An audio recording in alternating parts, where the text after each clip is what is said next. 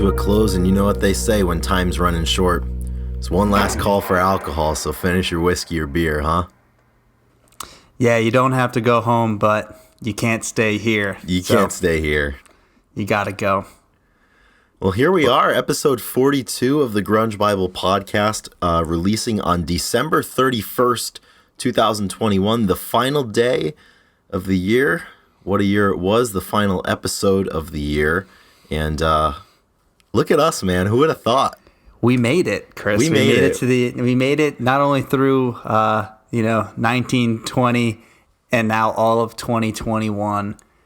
It's crazy. Tomorrow, January 1st, 2022. It seems, I don't know, it's like sped by the last few years in a way. Yeah, I would certainly say. Slow during it, but obviously, like, here we are. It feels good though. It does. We had a really good year. This was a good year. This was a fun year in a lot of ways. Totally. No, I would agree. I mean, in Grunge Bible and in life, I think this year was quite a bit better than the year that preceded this year. And it's kind of interesting, we didn't miss this year. Every Friday we're hammering an episode out since the drop date on March 19th. And I don't ever really know that I want to go back and listen to like episodes 1 through 10 or the early ones because I don't think they'll be very good. But if I would go back and listen to the first 10 to 15 minutes of every episode just because it's kind of like a time capsule for us because that's where our life banter is. So I think, right, I don't know, who knows, maybe down the road it'd kind of be cool to go back and take a look. But that's kind of why we did this. It's just a selfish time capsule. Yeah, we don't do this for anybody else. This is for us. So fuck all of you. We haven't cursed at all in this podcast for 41 episodes, but the gloves are off. Gloves are off today. Fuck you all. This is the last song of the evening. This is the last one. This is it. Oh man, I'm very happy to be here. I'm really excited about this episode. I know we've kind of talked about it a few times, a little bit of build up, and we're probably a broken record at this point, but I don't really care because I don't care either. Yeah, I mean, this is our record. We can put whatever out we want. If we want to do ambient noise for an hour, we could do that, So we are going to go ahead and run through some numbers of the page, some fun stuff that happened over the year. Maybe just a year in review. Yeah, a year in review, top 10, whatever. Just kind of talk about some big things that happened. Maybe Dreamcast at the end, talk about where we want to be in the next year, the next 5 years, Chris, maybe 10 years. Let's get a 5-year plan, a 10-year plan. Grunge Bible 2031. All I know is that Dave Grohl will be on our podcast in the next 5 years, and Olivia Rodrigo as well. I'll tell you, man, if I'm still doing this when I'm 36, then we're going to have some problems. We're going to have some big problems, but, regardless of what happens when we're, 30, 35, 36, we're here now. We are here, and we are here largely due to the efforts of our top-level patrons. Some of them have been with us every step of the way. Others hopped on the train at various points throughout this journey this year. But they're the engine to this Grunge Bible podcast train. We wouldn't be here without them. We would not have 42 episodes without them. We wouldn't be primed for a full year of podcasting in 2022 without them. So we would like to especially thank today for all of their contributions this year to help us out. We would like to thank Shannon Gorgone, Victor Schaefer, Jamie Lynn, our number one fan from Australia, Fuck Soup, Sonny Mashburn, Marianne, Jade Mercado, Lauren Irene, Release, Alexis Shannon, Sue, Kayla Jean, and Anita from Grunge Magazine. Hats off to you guys. Always have our back. I think that, I guess we always talk about it, but definitely get energy hearing those names and thinking about the people that support us. So today is no different than the others. We are very happy to have you, and it's been great. Yeah, it's been really great. So, in the spirit of a year in review, a lot of times towards the end of the year, people chronicle what their favorite things from the year were, just as we're getting ready to do. And recently I came across a post of an individual on Instagram who decided to rank their favorite podcasts of 2021. And Ethan, we made the list. No shit. We made the list. So there's an individual out there who, as I understand, is a fanatical listener of the Grunge Bible podcast. I believe they haven't missed an episode to this point. And they're on Instagram at Grunge Goddess Soapworks. So they make sustainable, naturally sourced soap and different bath products like that. So if you're interested in that, definitely go check that out on Instagram. But they have a blog as well, and they released their top 3 podcasts of 2021. Number 1 was Lily Cornell Silver's Mind Wide Open podcast, which was a fantastic show. I'm a big fan of that. We were number 2, and we beat out the third ranked for this person, which was Sounding Off with Rick Beato. So is it Beato or Beato? I'm not sure, Chris, I'm not but sure. It doesn't matter. Because it's like when you first start listening to Primus, you don't know if it's Primus or Primus, you know? But nevertheless, I mean, he's in the rear view for us. Yeah, we were ranked number he's 2. behind us, so it doesn't matter. And Ethan, I got to tell you, this review on this blog post is probably my favorite thing that anyone has ever written about us is it in spot Grunge on? Bible. It's spot on. So I'm going to read this right here. Yeah, let's hear it, man. We're gonna bring it to you. So we're ranked number 2, right behind Lily and before Rick. We're going to take that number 1 spot next year. But... Yeah, we're coming for you, Lily. And the review reads, quote, I once thought that the 2 owners of Instagram's Grunge Bible were just a bunch of 20-something meatheads trying to look cool. But I decided to listen to their podcast debut anyways, and I haven't missed a single episode since. As it turns out, Chris and Ethan are really insightful, hilarious, incredibly knowledgeable, and have very endearing and gentle personalities. Their show just feels like having a conversation with some good friends. Do at least give their page a follow for excellent grunge memes and inside jokes. Yes! That's perfect. That's great. Perfect. See, they had us in the beginning. They thought we were meatheads, which I don't know. We might. I mean, we're part-time meatheads, full-time posers. You know, I think we might. Oh no, but that's perfect. That's exactly how. I mean, I guess that's kind of how I picture us too. It's like, what are these guys doing? Oh yeah, they kind of know what they're talking about, and they're kind of cool. All right, I'll stick around. Yeah. So you know what? I think on behalf of Grunge Bible, I'm here to make an endorsement that Grunge Goddess Soapworks is officially my second favorite soap source. So if we become her favorite podcast, then eventually I think, you know, they will become my favorite source for soap. But as we stand, it's nice and equitable now. But we appreciate that review. I think it's pretty spot on for who we are, I guess, you know. Yeah, I think that is. I think that's really accurate, and I think that's what we're going for. I think we want that relaxed conversation and personality side to show through, and I'm glad we can bring some grunge knowledge here and there too. Yeah, so that's the best compliment for me, is if people feel like we are a couple of their friends just talking, you know. And I mean, if people feel that way, then I've done my work, because this is a space where we want people to feel comfortable and we want people to be a part of the conversation. So we're happy that you feel that way, and if you're listening and you also feel that way, it means a lot to us. I guess we're doing something right. Yeah, and over the year, we've gotten a lot of good reviews, and we've also got a lot of bad reviews. I wish that we would have had planned to read a bad one. That would have been fun, but the only bad review. So we have one star review on Apple Podcasts, and the subject of the review was barf. Bugs. And the body paragraph was worst podcast ever created. So I don't know if we pissed someone off. It was just in general for the show. So I don't know how we pissed them off and at what time, but we did. You know, but it's like what they say, the opposite of love in art is not hate, it's indifference. So I'd rather someone hate us than be indifferent about us. So yeah, that's good. It's not too bad. That's really good. Well, a year ago, around this time, we're at 320, about 325,000 followers right now. We've grown 80,000 followers on the Instagram page. We've grown 42 episodes in the podcast. We've grown 29 patrons at this point in the Legion. A total across all of our platforms, Chris, there's like 588,000 between like Facebook, TikTok, all this, you know, different stuff. A lot of people. And there's six years under our belt. So you know, when I just look at those numbers, you know, it's pretty cool. It's pretty cool. There's the numbers are bigger than I expected. Some of them mean, like I said, some of them mean consistency. Some of them mean support. Some of them mean just like discipline. And I don't know which number. I think the 29 patrons is my favorite number. Yeah. The 100%. 42 episodes is also probably number 2, but the 29 patrons is 6 years is pretty cool too. I mean, that's consistency in anything that you do is important, because I think a community doesn't, grow overnight. Not in terms of metrics, but in terms of, the endearment and the sense of community that you get. I mean, that's not something that happens after a month or even 2 months. And, Grunge Bible has existed, for almost 6 years now. And I think you can tell that the community is a legacy one almost now. There's a lot of people. We've had a lot of shared history with people. And I think that's totally my favorite thing about the about the pages and about this community.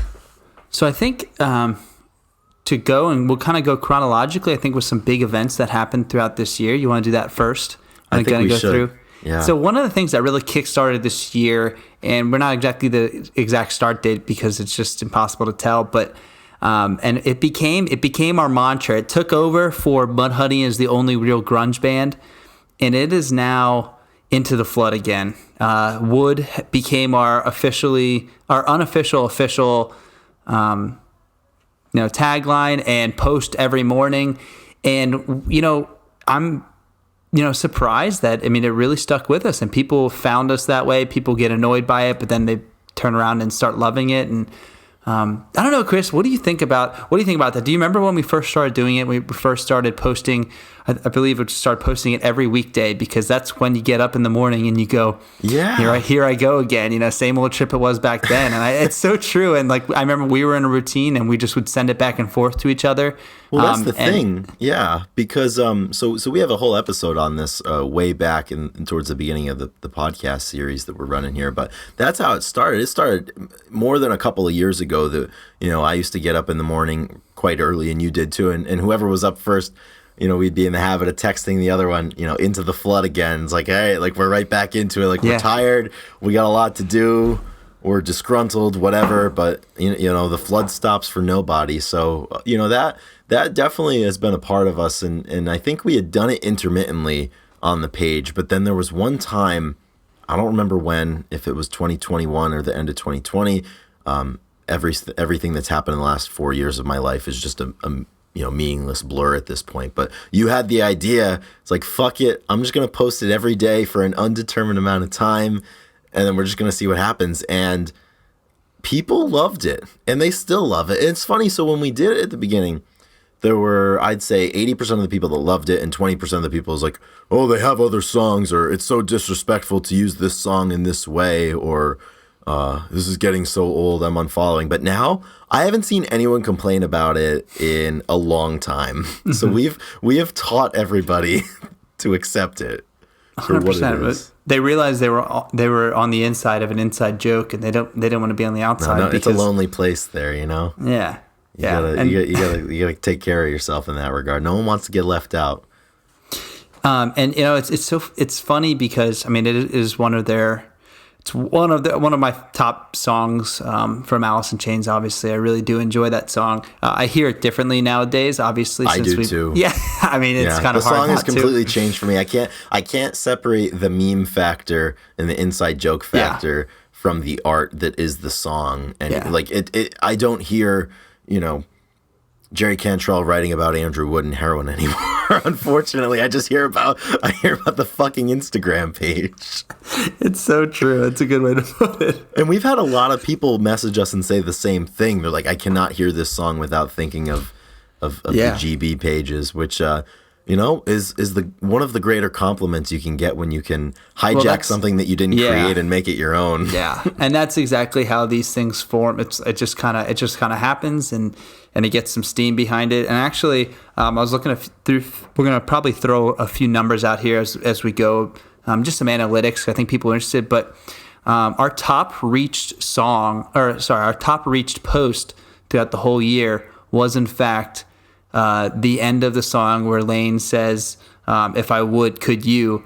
We posted it. It's a great question. And just that little 10-second clip was our most reached. It reached 467,000 people. No way. So not only did this mantra make itself a thing, but it actually reached the most people. So That's something that's kind of cool. It's really interesting. You never know what post is going to take off and do something like that. The next best reach. Do you have a guess? Have you looked at anything like this? I'm cheating. Recently? I have them up too, and I just saw what it is. So that one is like a reach for I don't know what reason, but the next one is a classic meme that we'd like to post of Adam Sandler. Adam Sandler, is this Steve Buscemi? That's Steve Buscemi. What movie is this from? I don't remember. I do not know. The Lone Rangers, is that the movie or the band in the movie? I just saw a comment there. So an important footnote to this, we're going to have to repost it again and let it run hog wild again. But the disclaimer is that we made this meme in-house. A lot of these people out there don't make their own shit anymore. We locally harvest all of our material.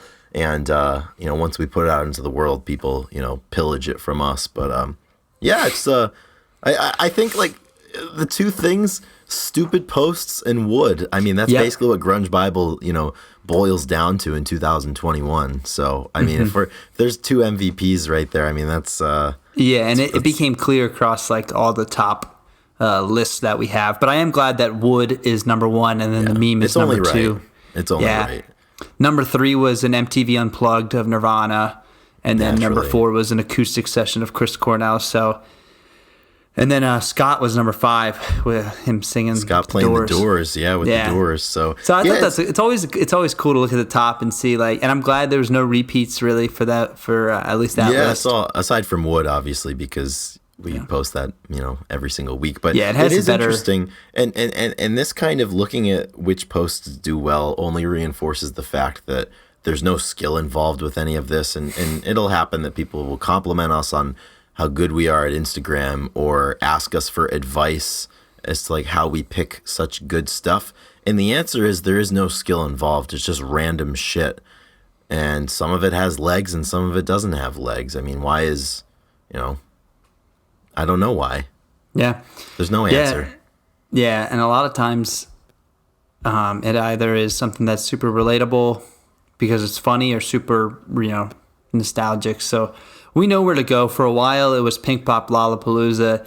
This past year, I think that the meme lord of Chris Salona reared its head. I've really cut my teeth this year in terms of meme creation. I'm pretty proud of that. Years people of internet consumption memes, have made me into who I am. People love niche memes. That's what it is. Like 100%. People obviously love stuff, but like when it's really specific, like my brother's a real estate agent, and he like sends me real estate memes that he thinks are hilarious. And you have no idea what they mean. I get some of them, but then the other ones I just laugh because I know that he thinks they're hilarious, and I don't know why because I'm not in that profession, and it's kind of fun. So I'm assuming are you probably looking at the other stuff? Yeah, I'm just scrolling through, and there's a lot of memes. Did you see the top likes? Really, it's really funny. It's really funny when you think about memes and stuff, like all of the shit that we've made.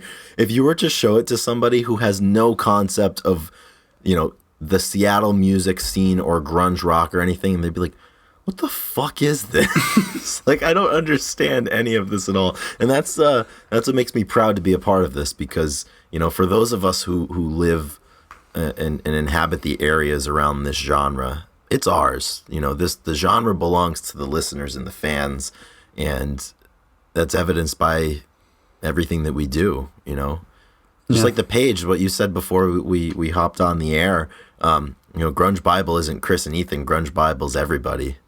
Yeah, it is. It's not us. Yeah. Just like in the beginning when we say, what's up, Grunge Bible? I mean, we're talking to everybody out there. Yeah. I think I want to pop over to, I guess, the next, maybe it happened a little bit before Wood, but the Primus beef that we had at the beginning of and we've talked about this, obviously, I think a few times. The December 10th episode, we rolled away the stone on the real genesis of the Primus battle of 2020, 2021. So that was another important thing. And the funny thing is once you do something stupid on the internet like this, you can always call back to it and people will get it. So when we post Primus, the comments just ring in, like Primus sucks, like, all that stuff. And, people get it. That was definitely a calling card for us in 2021. Another one that comes to mind is the frequency with which we've posted the post-grunge bands increased a little bit this year. There was a healthy diet of the Nickelbacks and the Creeds on the page this year. And I think we should bring up April 1st then, because we did an April 1st. I don't even know what you would call, I guess, a prank, but again, there's an episode about this. And Ethan, I got to tell you, I have to interject.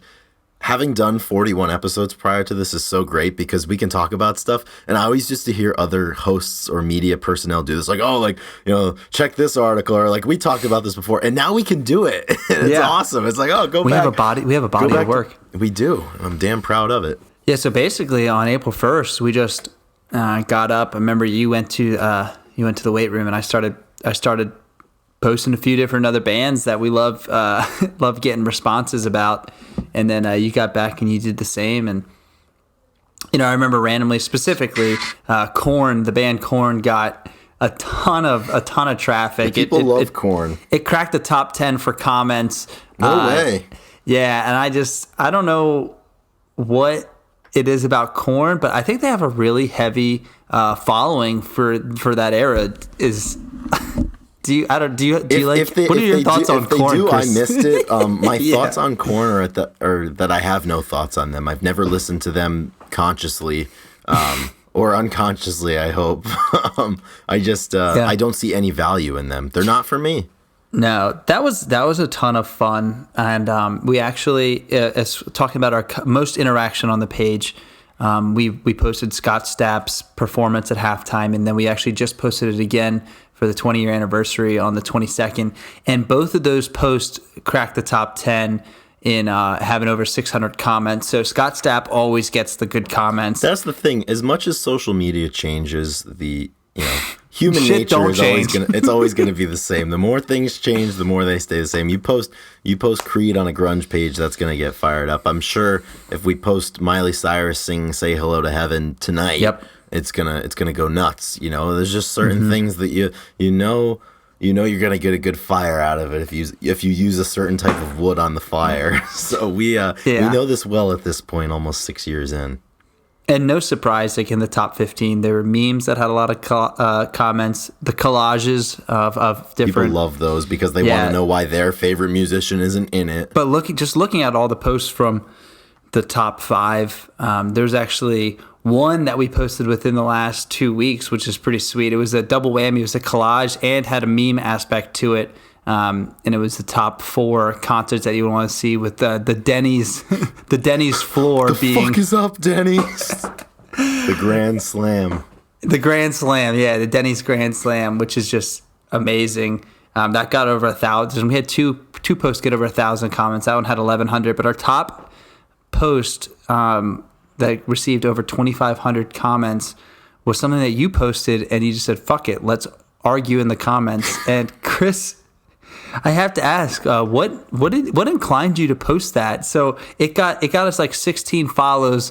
Instagram doesn't track the amount of unfollows we get per post.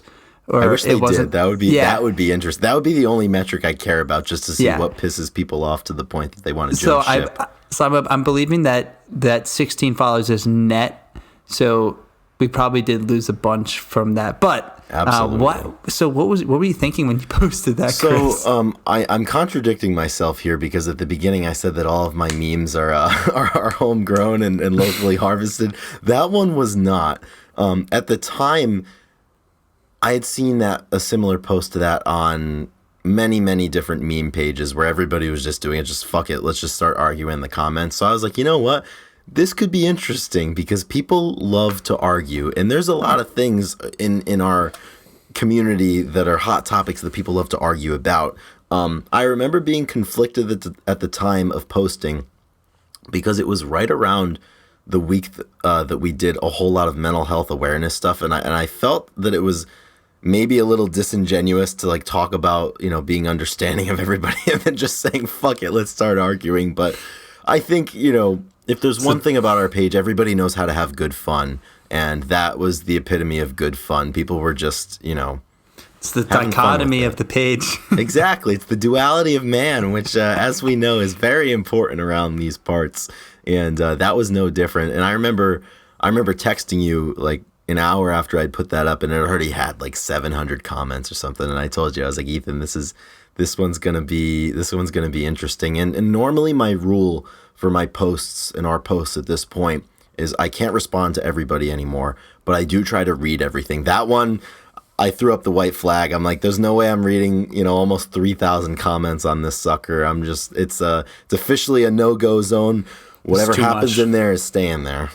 Yeah, that's something you wait till you're like, flying across the country or riding passenger. You just can go ahead and read it. But exactly. Yeah, that's taking advantage of the other side of Instagram, the bickering side, and absolutely. Just be like, let's fire it up. And I'm certainly not above taking advantage of the powers that be when it comes to social media. I mean, that's why shit posting exists, and I do love a good shit post. Oh yeah, absolutely. All right, let's see what's next. That took us through the summer. I don't think anything happened. Yeah, we were pretty we just kept cranking out once we hit the fall. I think in the summertime it always slows down during the summer. It totally does. I mean, we're traveling more. We're busy. I mean, you were competing. I did a hell of a lot of traveling this summer. And yeah, I just think it's a natural kind of lull where I truly don't think people are as attentive to their phones, because hopefully people are outside, maybe doing different things, enjoying the weather, taking some time off of work, hopefully. And I think this entire fall, it's been pretty status quo, aside from sharing the occasional creed or anything. But in a way, it's always really funny. We'll get on a good groove with the page, and I'll talk to you. I'll be like, we're doing this right, like we're hitting our stride, and then it goes away. And then, but I really feel like as of late, towards the end of this year, November, December, that we're really, we're firing on all cylinders, and it really makes me excited for, what's to come in 2022. I do enjoy sharing the archival stuff and kind of digging deep, and I appreciate it when I'll find something and people will tell us that they're seeing it for the first time. That feels really good, and I know we had a lot of instances of that this year that, someone will tell us that they discovered music thanks to us, and if we can help people find enjoyment of music that they didn't know was out there, I mean that's pretty good. So we did a lot of that this year, which I'm proud of. Yeah, I think I just saw a comment like a week and a half ago that someone said that it was their first time hearing Alice in Chains, and they just binge listened to it, and it was pretty. Or actually, I think it was one of the Wrapped, Spotify Wrapped, and it was like I found them through Wood, which is incredible, and then it became one of their top artists and stuff. And I don't know. I was like, I remember the first time I heard Alice in Chains and wanted to listen nonstop. Yeah, it's been a hell of a year. So I have a question for you, and this is, this could be related to the Instagram page. This could be related to the podcast. This could just be related to life in general. So 2021 is pretty much closed at this point. What are you, Ethan Shalloway? What are you most proud of this year? And this could be anything. This could be anything at all. All right. Well, I think that I would have to go to my athletic journey for this one. 100%. In the spring, I threw a personal best of 77 meters, 67 centimeters, and it was special. One that's a significant mark. That's a pretty deep javelin mark for those who aren't cognizant of the event. I mean, it was top 5 in the U.S. for a little bit this year, and I'm not sure what your world ranking was, but you're closer to the top than you are the bottom. Yeah, and it's without going into detail of how long the journey has been and all the wines and stuff. It's one of those things where I've been doing it for over 10 years. Just like you look back and say, oh, we've been doing this for 6 years. You always wonder how people have 30 years of experience in something. Well, it just kind of adds up when you're doing it so long. So it was a culmination of 10 years of stuff. I had moved like 3 times. I had 4 different sets of coaches, and just there was so much that led into that moment. And that mark is, like you said, at the time it was number 4 in the U.S. and it like took me to a new level of where I was kind of viewed, and basically it just felt like all those all those conversations of talking about never giving up were paying off, and it was one of the most rewarding things. I'll remember the feeling I had of waking up the next morning in my bed. I was in a ton of pain, and you were texting me, my family was texting me, because we were in Arizona, and then the East Coast was, waking up the next morning because the meet was at night. And so I woke up to all those texts, in pain, and I was absolutely, I had shed a tear. I was like overwhelmed at the moment in time, and I'll remember that forever. So that was probably one of the rewarding things in my life, and it happened in 2021. So I'm going to go with that one. But how about you, Chris? I remember that day well. Yeah. It was funny because the meet was on the West Coast, and I think it was a 3-hour time difference, and you guys weren't throwing until 9 or 10 p.m. on the West Coast, so it was 1 o'clock. And I remember I got up in the middle of the night because I had run a marathon that afternoon, and I couldn't sleep. And I woke up, I was like, shit, I need to check these results. Like, Ethan may have thrown by now, and I saw that number next to your name, and I was really, really excited. And I've known you for a long time, so I do know, to a certain extent, the journey that it's been. For music fans, it's basically, it's basically, you've been doing this, for 10 years, right? Yeah. Since I was about 11 years, since I was basically 16. Your pursuit started when Pearl Jam released Backspacer, basically, to put it in grunge sense. Yeah. I mean, and it's very similar to, like, if you think about artists out there that are told, I mean, like, making it as an artist is really hard, and it takes 10 years.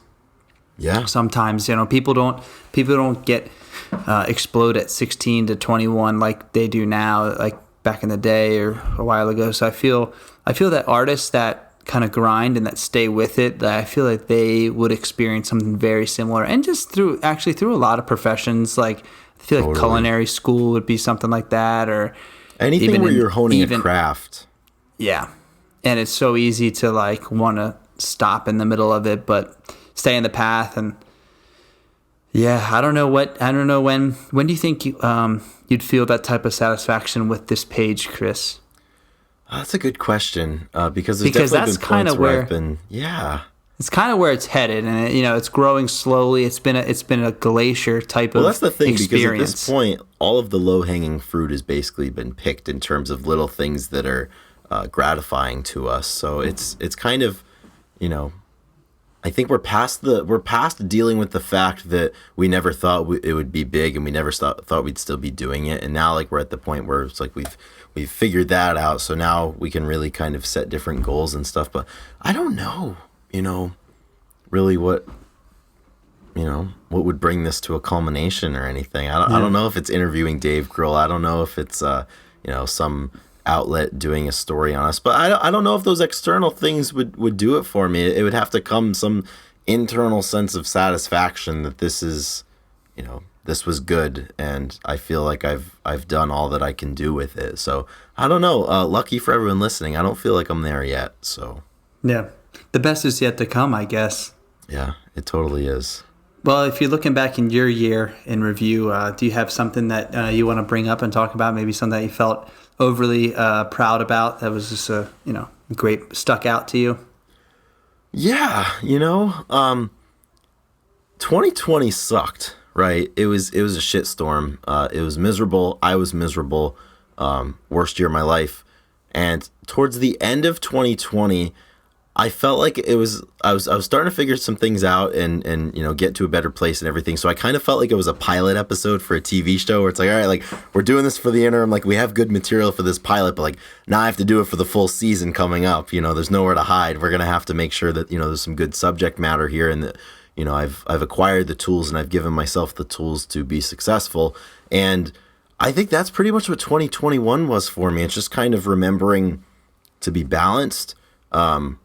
Getting to a better place, both by consistency, the help of others. I moved into a new apartment. I progressed at the new job that I began working last year after my old job ended.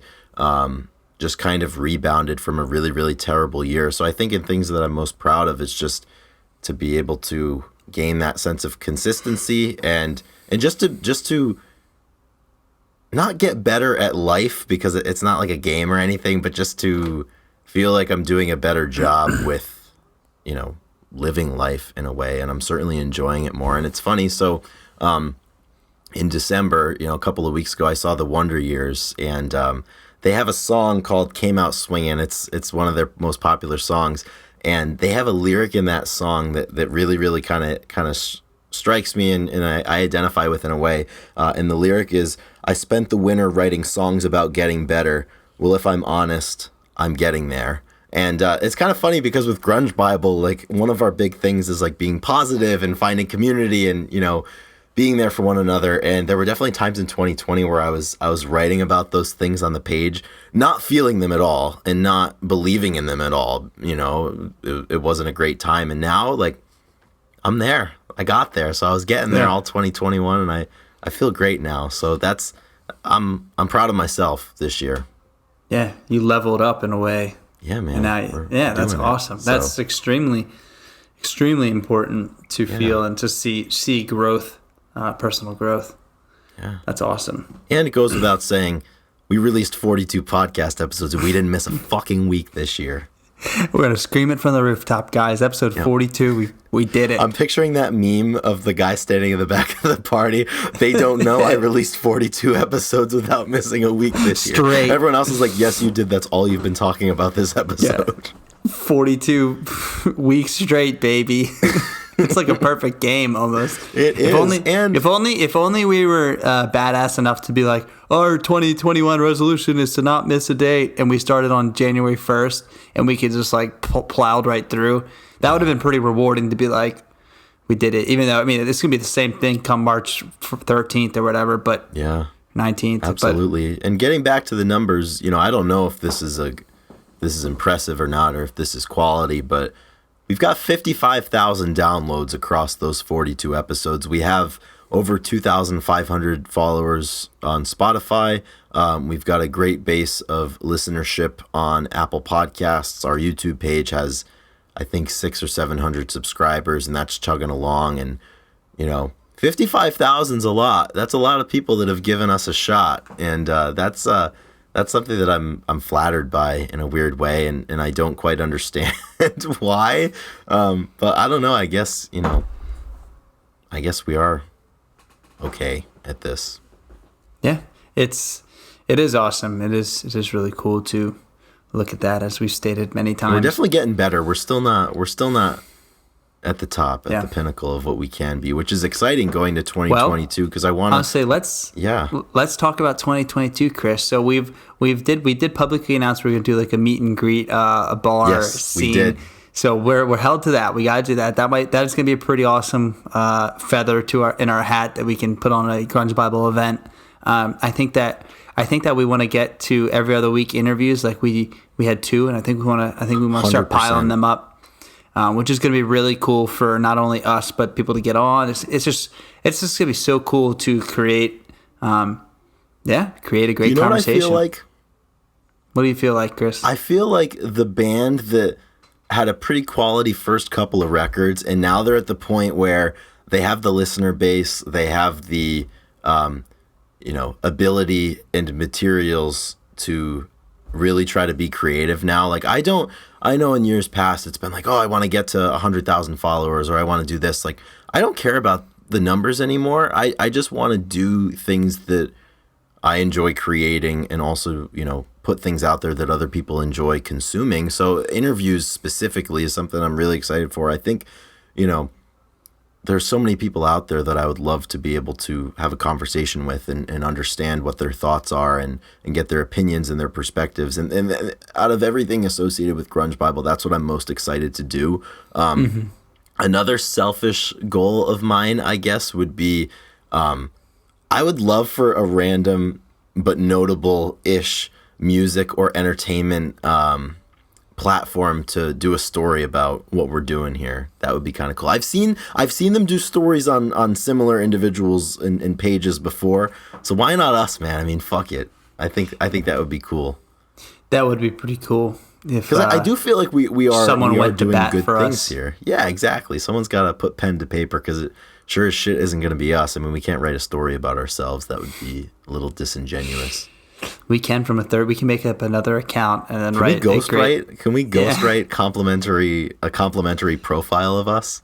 I mean, I don't know if it would work out well. But that wouldn't be very grunge of us, I don't think. Unless we slandered us. Unless we just totally. Now that would be pretty good.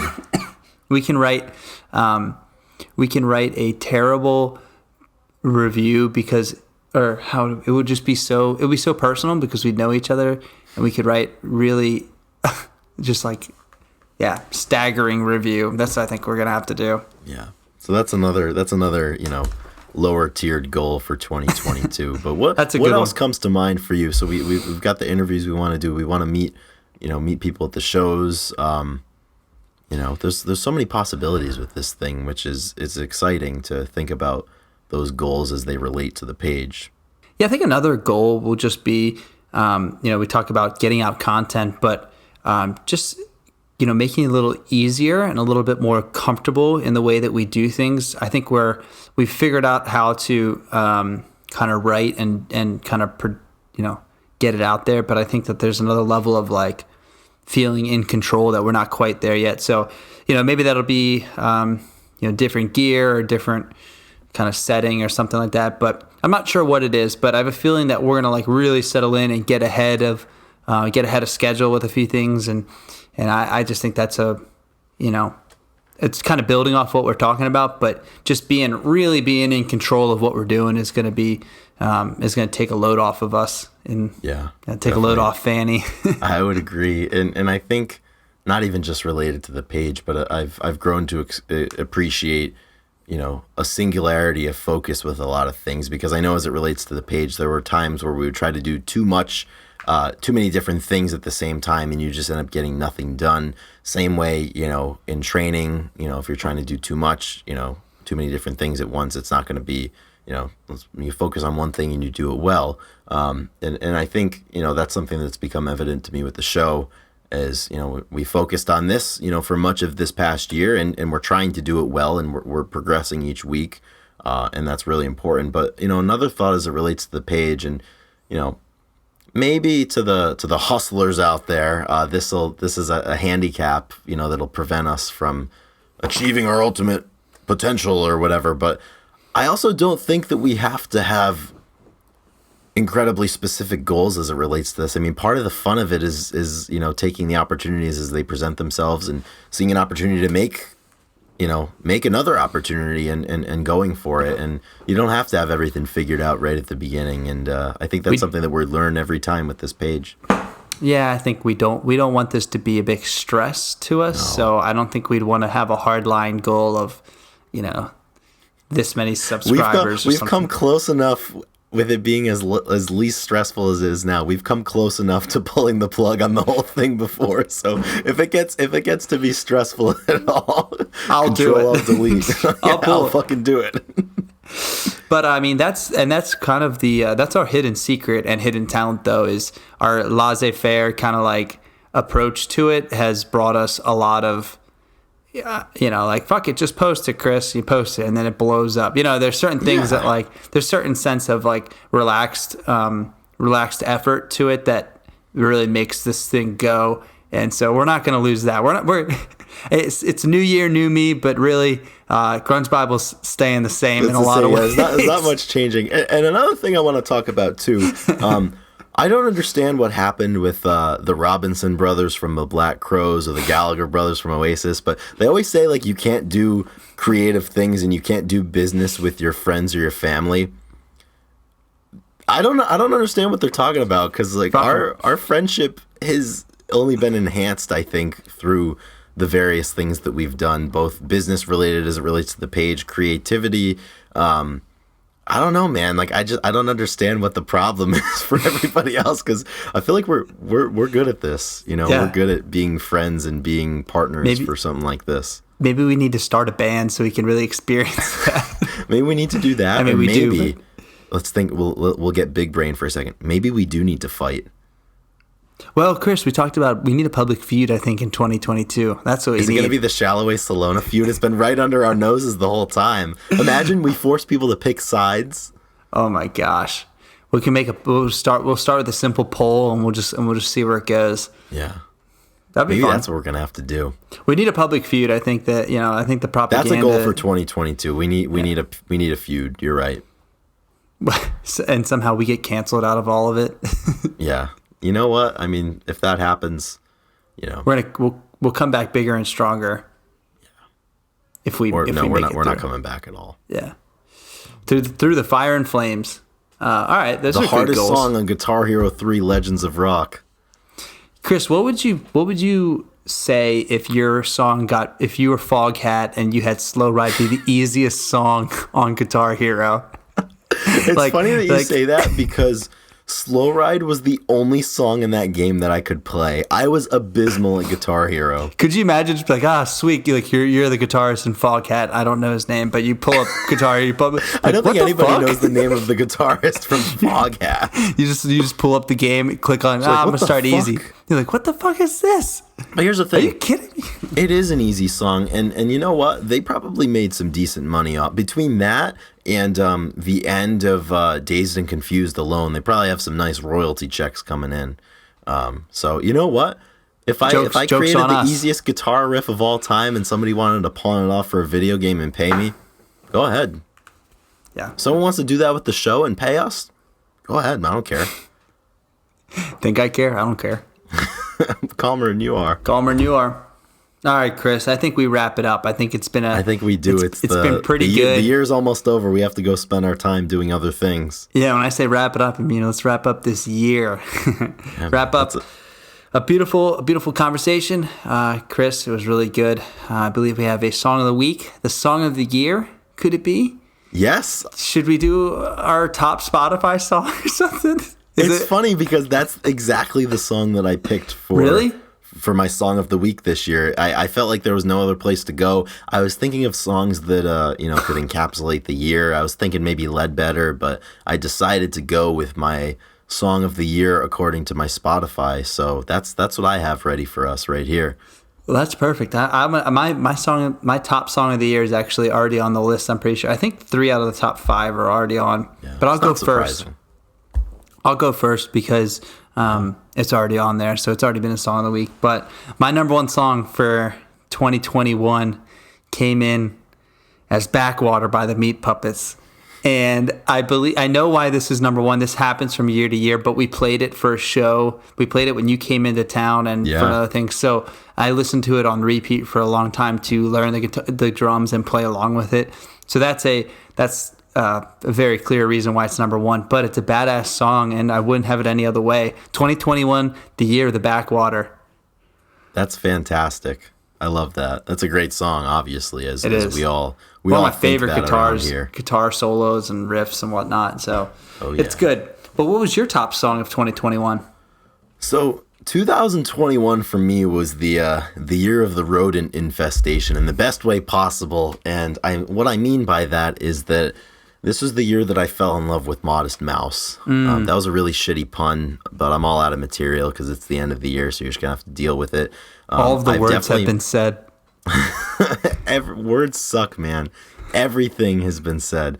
But speaking of that, this year Modest Mouse really hit me, particularly their earlier stuff where, some of the writing there was just, out of this world. And the one out of everything else that struck me and was my top song of this year, I listened to it so often, was Talking Shit About a Pretty Sunset. Mm-hmm. I don't know what it is about it. I learned how to play it on the guitar. I play it a lot. I listen to it a lot. It's just a perfect song, just dealing with life, man. It's one of those life songs, and so much of Modest Mouse's music is life music, if that makes any sense at all. But I think I had like 3 Modest Mouse songs in my top 10, so this one takes the cake. And Isaac Brock. It's a song, you listen to a song a lot and a song's important, where you'll get a couple of years down the road and you'll listen to that song and you'll remember a specific year or a specific time in your life. And it's hard to call it ahead of time, but I'm calling it this one. When I listen to this song, I'm gonna think of my my first summer back in Providence, and everything that happened this year. So it's kind of nice to make memories and have music to accompany that. I'm so glad that you got into the Mouse and Isaac Brock. Took me a while. Took me long enough. Yeah, it gets. It's okay though. I mean, like John Mayer said, where you got a lot of time to catch up on, and it's one of my favorite artists. I just love the early stuff. Just really, really interesting writing and music. Really interesting music, and I think we've talked about it before, but we'll do a podcast on Modest Mouse at some point. So that's great. I wonder what my top song of 2022 will be. Any predictions? Do you have any predictions, Chris, of what yours would be? I have no idea. It could be songs that aren't even out yet. Yeah. Do you think it's going to be in the genre? Where do you think the genre of 2022 is going to be for you? I think mine's probably going to end up being some sort of indie rock. Yeah. I think. Yeah, that was my top genre for this year. Is mine indie was rock. grunge apparently, which is strange because I didn't listen to a whole lot of grunge this year, but maybe they just know. Yeah, they knew that you had, as an admin, you had to. I don't know. We'll have to get to the end of the year to figure out. So yeah, 365 days to go. Wow. All right, that wraps her up. Another great conversation. Episode 42. If you haven't heard, thank you to all of our patrons.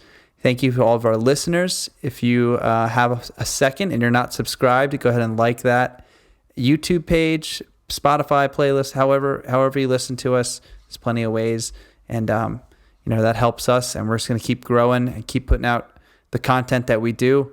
Thank you, Drew, for 100%. Thank you to our producer Drew McFadden, who, when we approached him with this idea at the beginning of the year, about doing a podcast, he's he was all for it. He's been an ironclad supporter. He's helped us logistically, creatively. He's helped us get our sound down, our video down, everything. He's been great, and we're very, very thankful to have him as a member of the team here. So we'll make sure that he's at the meet and greet. Yeah, there's two kinds of people that this show doesn't happen without. One, the patrons, and number two is Drew McFadden. So yeah, they're the only two people that we need to thank. We don't have any other sponsors. They don't even need us, man. If we went away, the podcast would still somehow find a way to go as long as those two groups are intact. Amen to that. Amen to that. Wow, man, last one. Man, I feel like we need I don't know. I guess I'm going to go to a Fish concert to finish out the year. They're probably playing for the next 10 hours in New York. You don't have to rush to them because they're going to be on until March probably. Gonna go ring me in with some Fish. Yeah, man. Oh man, it's good. Feels good just sitting here and just being like yeah, man. 2021 wrapped up. Wherever you are, if 2021 was a good year, congratulations.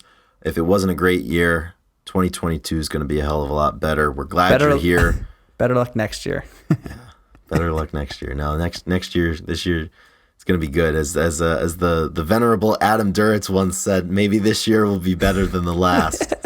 And it has been a long December, but in better ways than last year. So, well, Ethan, putting a bow on this year, wrapping it all up, and taking it home. And as men wiser than us once said, every new beginning comes from some other beginning's end, right? Closing time, dude. I'm gonna have to post that one later. All right, guys, take it easy for all us sinners out there. Yeah, thanks for your time at any point this year. We're really appreciative of it, and we're looking forward to catching up with you all during the first week of 2022. So thank you for your support. We love you guys. Rock and roll.